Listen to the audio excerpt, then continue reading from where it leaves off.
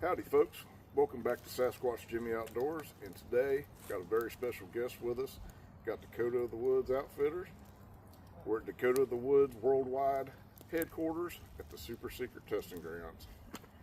And just figured we'd go over a few basic concepts with you, and hopefully you'll learn something and you'll enjoy our conversation and want to join us for more.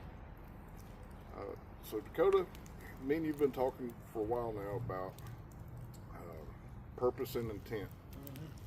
How it's basis for everything we do in our lives, really. But when you apply it specifically to camping, it helps you focus on what you want to do, and maybe keep people from spending millions of dollars on equipment and gear like we've done, and focus on a particular thing.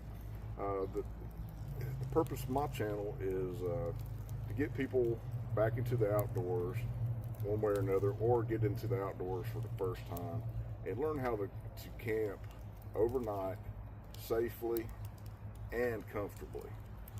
Any idiot can go out in the woods and suffer, but it takes a little bit of skill, a little bit of experience to where you can safely camp and be comfortable. Why don't you tell people a little bit about yourself and how you got into this, and we'll take it from there. Sure. So I'm from Beaufort, South Carolina, if you guys never heard of that. Grew up in the Beaufort and Yamasee area. And so I did a lot of canoeing, hunting, and fishing as a kid. Grew up from a very solid but financially lower income family. And so I did a lot of hunting and fishing and camping to keep out the house, to just keep it easier on my parents, and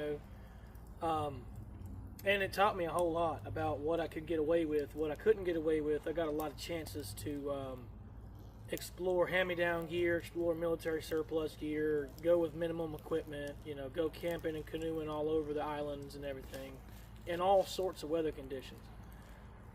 And so that brought me to ended up doing guided canoe tours for a company in the Beaufort area, and got a lot of chances to start figuring out what was really needed in bad situations or situations that others might put you in.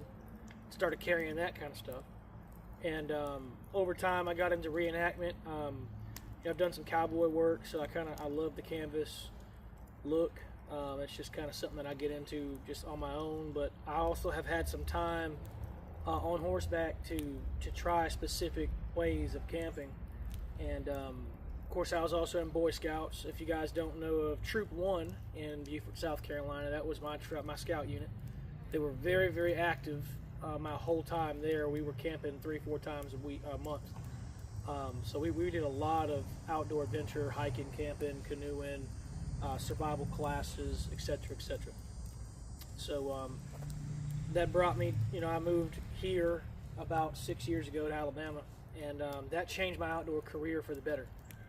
I went from having, islands and salt marsh to mountains and stuff like that. And so I've really enjoyed being a full-time member of the tip of the Appalachians, if you will. It's changed my outlook on the outdoors. It's changed the way I carry stuff. If you guys have watched my channel before, I'm sure you've seen the difference over the past few years of how I've adapted to this environment.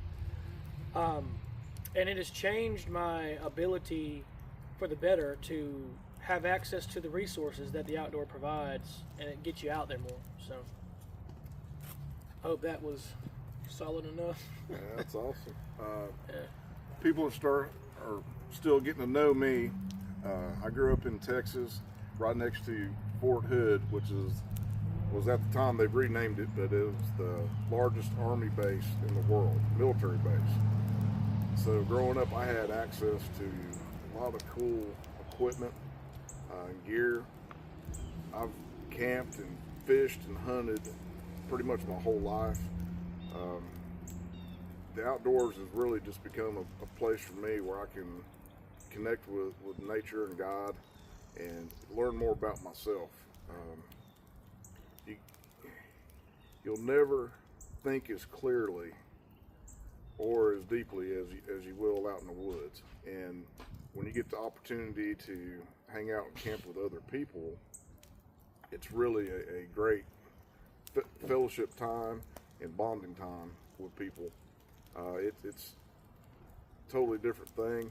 You're going to notice on my channel when I get to filming more adventures that they're mostly going to be solo, and that's fine. You and whoever, or me and whoever's watching, is really going to get to know each other. I like to focus on military surplus, but I do ultralight hiking and backpacking too. I don't hunt much anymore, but we may do some hunting adventures, things of that nature. But the real purpose is, for me, is to connect with you through gear testing and teaching skills and techniques that'll make you more comfortable and make the outdoors more accessible to you. As we age and our bodies start to decline and deteriorate, certain chores, camp chores, become more difficult. So as I learn things that might make it easier to you, I plan to pass them on. That's my purpose and my intent for this channel. And if there's anything that you want to know or see me do, just drop a comment and leave it there. Recently, not many of you have seen part one of my adventure, but I made a few mistakes, and I'm a big enough person that I'm willing to talk about it and kind of get it out there, so maybe you'll learn something from it. Mistake number one on this camping trip was going in the first place. I can get more to that later, but I went out and was going to do a simple hike, simple camp, film it for you guys, do a few skill sessions. And what ended up happening is I got the phone call out there that none of us wants to get, that it's probably a good idea to come home. And so instead of staying where I was, because it was getting close to dark, I decided to book it out of the woods. Okay, that's not that big a deal. I'm familiar with the area. But the area I was in, I'd never been in before. The certain trail anyways. And unbeknownst to me, I'd got off trail at some point and didn't know it, and tried to leave out of the woods when it was getting closer to dark.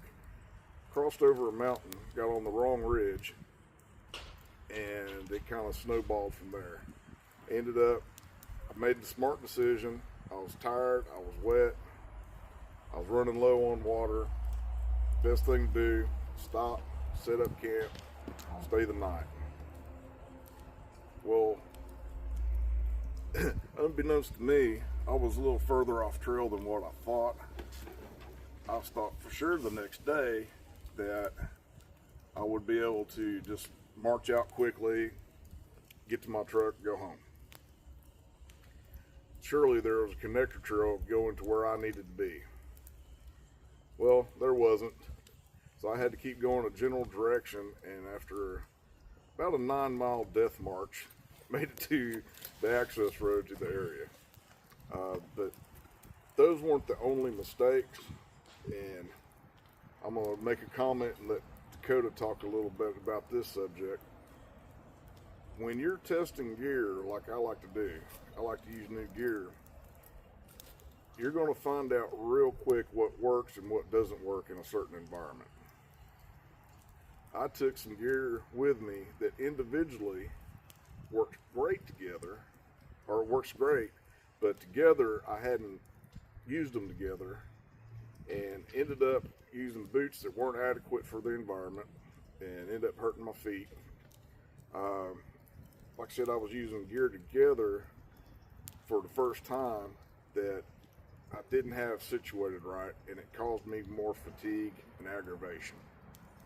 So what I want to ask Dakota and have him explain better than what I can is, when we're selecting our personal gear, what is the best way to get from point A to point B for you, that you know that gear is going to work and it's going to work with your whole system? Sure.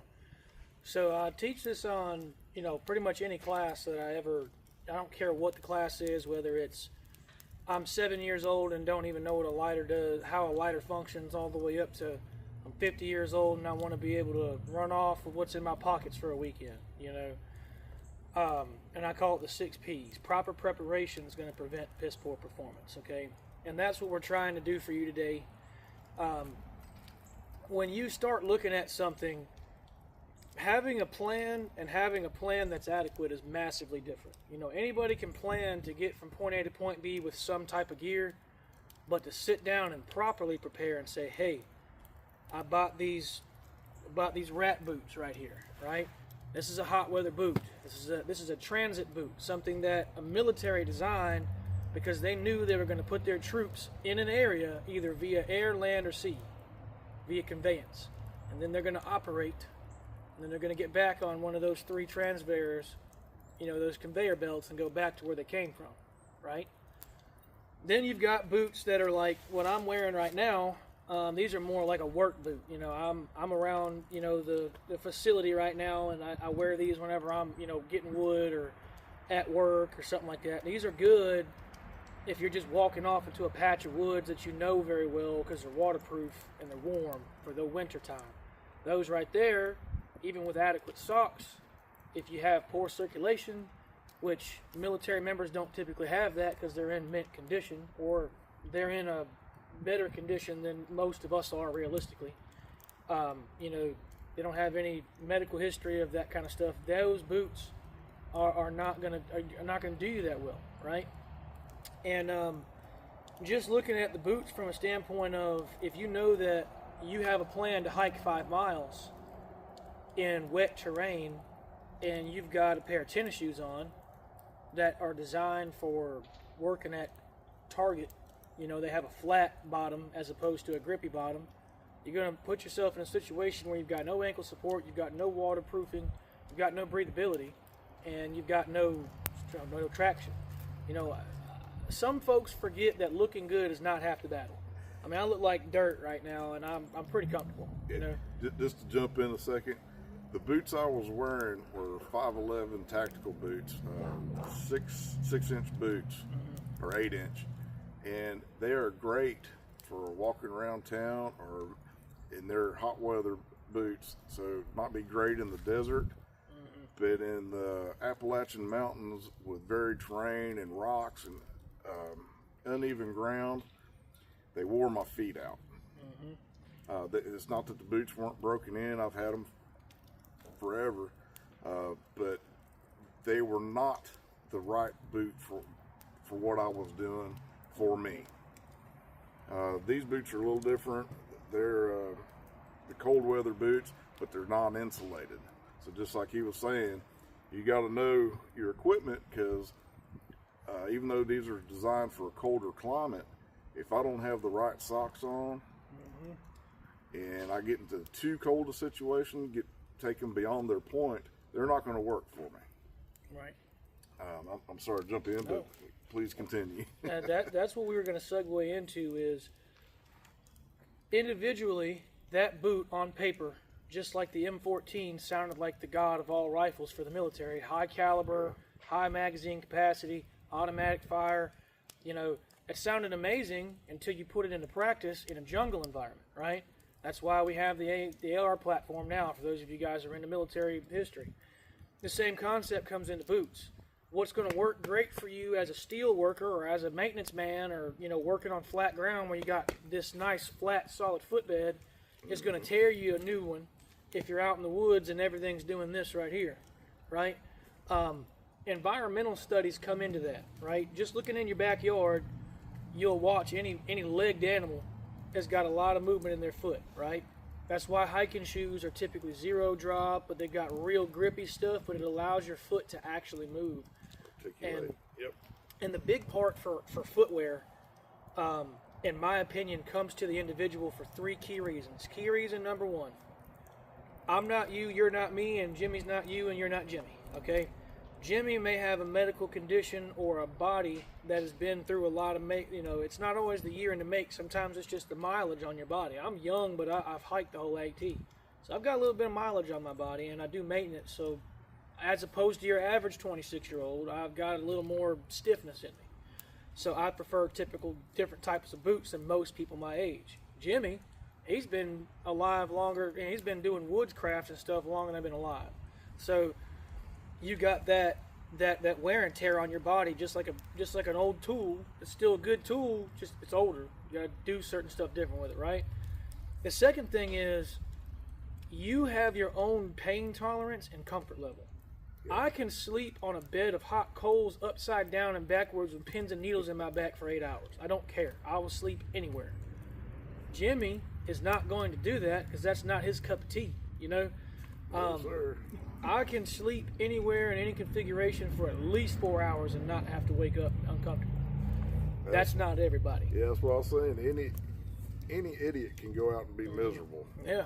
It takes a little skill and experience to find how you're going to get that night's sleep, because I'm sure you feel the same way, there is nothing more important, especially on a multi-day camping trip, than getting a good night's sleep. You got to have that restorative rest in order to stay sharp and mentally clear, so you don't do stupid stuff like I did out there, just to go on a simple gear test. Yeah, my granddaddy once told me even the finest of swords plunged into salt water will eventually rust. Yes, sir.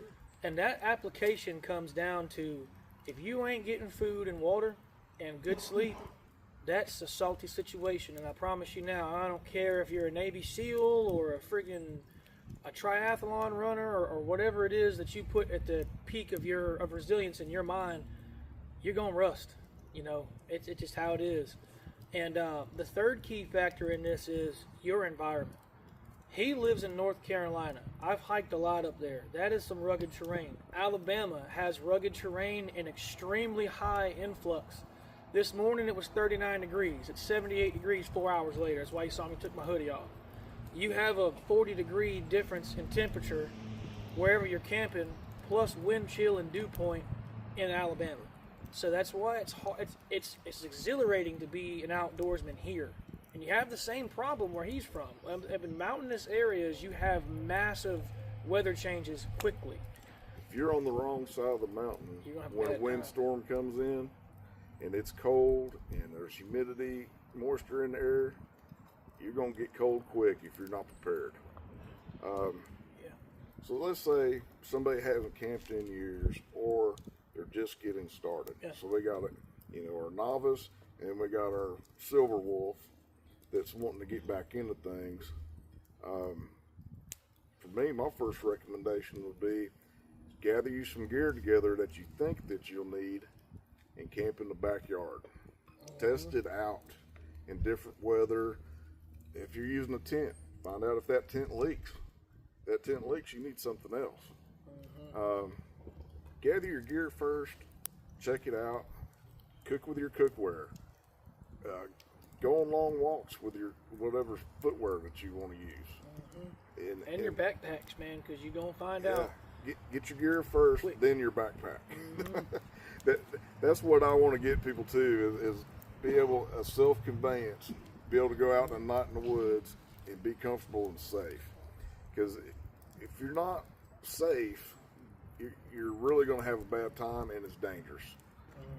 First thing first, if you do go camping, let somebody know where you are. Don't even have to be somebody that likes you. Just somebody needs to know. Yeah, if I'm not back by this time, this is where you need to come look for me. Best thing I tell you, and it sounds crazy, but whenever I was a single man, I wouldn't, I obviously, when I was married, I'd tell my wife or whoever I'm with, whatever. But if you don't have that person in your life, tell your immediate supervisor where you're going.